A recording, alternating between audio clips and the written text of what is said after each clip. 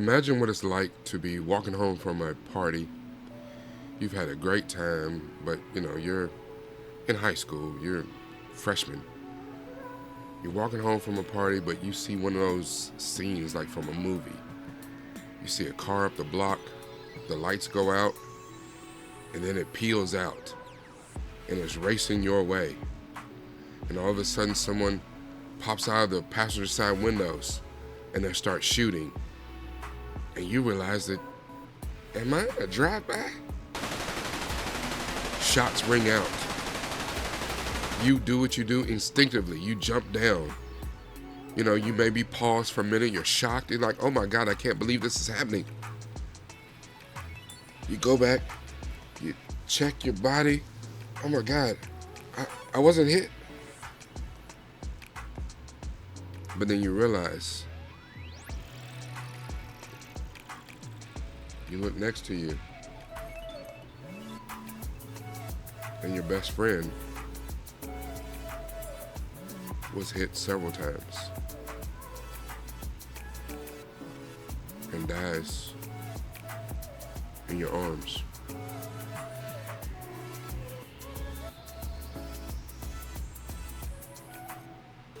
We use the saying a lot, live as if it were your last day. But that's a hard thing for people to really put into perspective if they've never been with someone when it was their last day.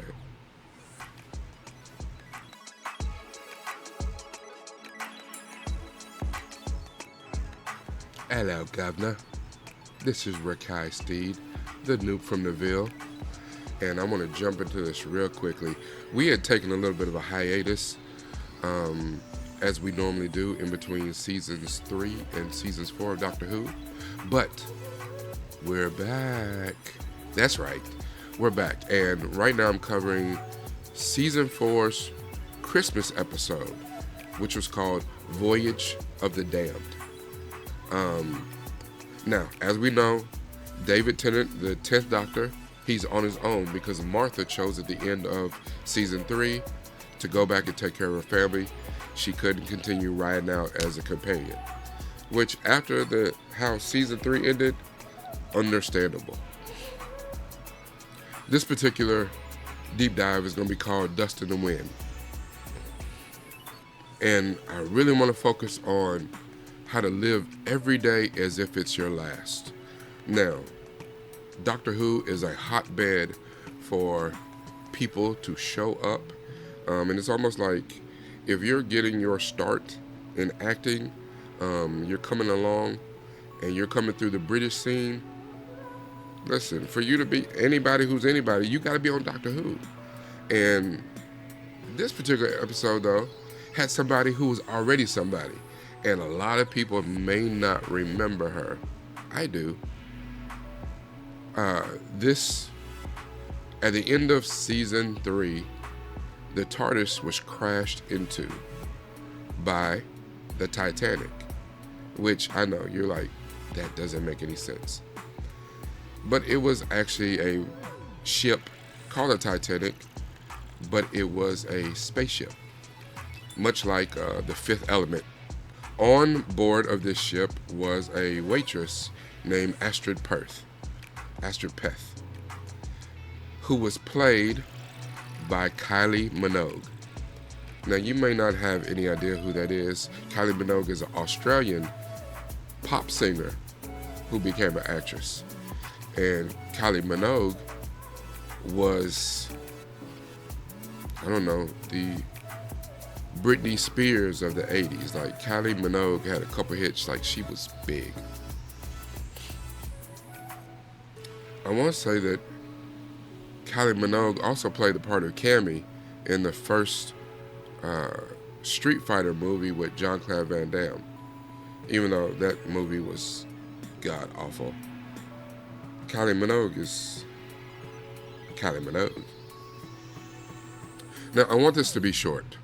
And part of the thing about the episode was we get to a point in the episode Voyage of the Damned that everything that they're going through on this ship, this space Titanic becomes very parallel to the real Titanic. And Astrid, she runs into the doctor, and she's just talking about all the things that she would love to do because she's been a waitress on this ship, and everything that she sounds like she would love to do sounds perfect to be a companion. And the doctor is vulnerable. Martha just quit. He's looking for a new companion, and Astrid almost signs herself up to be a companion. She's like, yes, I will do it. I'll go with you anywhere. I would love to visit other worlds. I want to do anything, everything. I'm with it. But life be lifing. And if you haven't watched the episode, please go to the description in the link. Watch the episode, watch the reaction with myself and Centel. Life be lifing, and tragedy sets in. And here's the thing that I really want to tell people: to live every day as if it's your last day. Number one, you need to tell people the real. Tell them what you really think. Life is too short. We have no time for lies, half-truths. You need to tell the truth, especially to others, to your loved ones, people that you care about. Never miss the opportunity to tell people how you feel, because as the whole point of this, tomorrow is not promised to you. Tomorrow is not promised to those who are close to you. Tell them how you feel. You should never go to sleep at night with hate on your heart. Number two, believe in what you're doing. Because tomorrow is not promised to you, do things today as if there is no tomorrow. Believe in what you're doing. It's easy to get bogged down in this fast-paced world. Take a minute, breathe, don't get caught up in how fast-paced everything is, and do those things that are important. Do today what you would put off for tomorrow. Because again, tomorrow's not promised to you. Number three, give your all. No second chances. Give 100%. I know it's easy. People tell you all the time, give 110%. No, what you can do is give 100%. Do everything you absolutely can do to be the best you that you absolutely can be. And yes, I know it's hard. It does not come easy. But that's what getting to 100% is. A lot of people will settle for 80%, 90%, and at least that's an A. No. My father always used to tell me, why should I settle for your A minus when I know that you're capable of an A plus? And when he said it, it used to burn me up. Cause I was like, it's an A. Does it matter if it's a minus or a plus? But as I've gotten older and as I had my own kids, I understand what he meant. If you give your all, I cannot be upset if you gave your best and it fell short. But you have to give your best. Number four, there's no delay on your life. We have limited time on this earth. You are born, you live, you die. Problem is, you don't know how much time you have. You have to follow your passions, your dreams.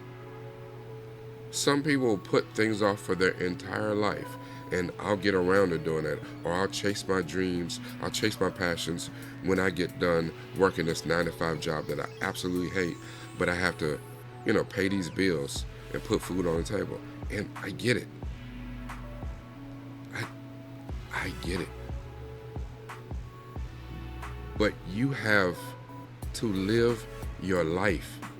You only get one. You have to spend it wisely. Do the things that matter to you today. I understand all about sometimes you have to take a finite amount of time and put everything you can into that amount of time to benefit your future. And if that's part of your plan, I get it. If you say for the next 365 days, I'm going to go so hard so that you can reap the benefits of that work, then do that. But don't put off for tomorrow what you can do today. You don't know if you have tomorrow. Chase your passions and dreams today. Number 5, there's no time like the present. And if you think that a lot of these kind of seem to be recurring, I kind of seem to be saying the same thing through each one, you're right. You have to enjoy today. You're not promised tomorrow. Even having a bad today, because no one has a great day every day. Having a bad today beats having no tomorrow. No matter how you woke up, be blessed that you woke up. No matter how your day starts off, be blessed that you have time to change it. Don't give up the chance to enjoy today. See it for what it is. It's an opportunity for you to be better today than you've been in the past. Take advantage of that. I'm going to end with this. The biggest adventure you can take is to live the life of your dreams. Because it is your life. And it's worth risking everything to make it yours. Because if no one else believes in you, if you don't believe in you, then who will? Do what's necessary to take control of your life and not let life control you. And yes, I know I'm sending this as a message to you, but it's also something that I'm receiving too. This is Rakai Steve, nupefromdaville. Make sure you like, leave a comment, share this as much as possible. And by all means, if you have not done so yet, I looked at the numbers. 77% of you are not subscribed. What? Hit the button. Right? You see it. Hit the button. Subscribe right now. It's all about this. It's all about this.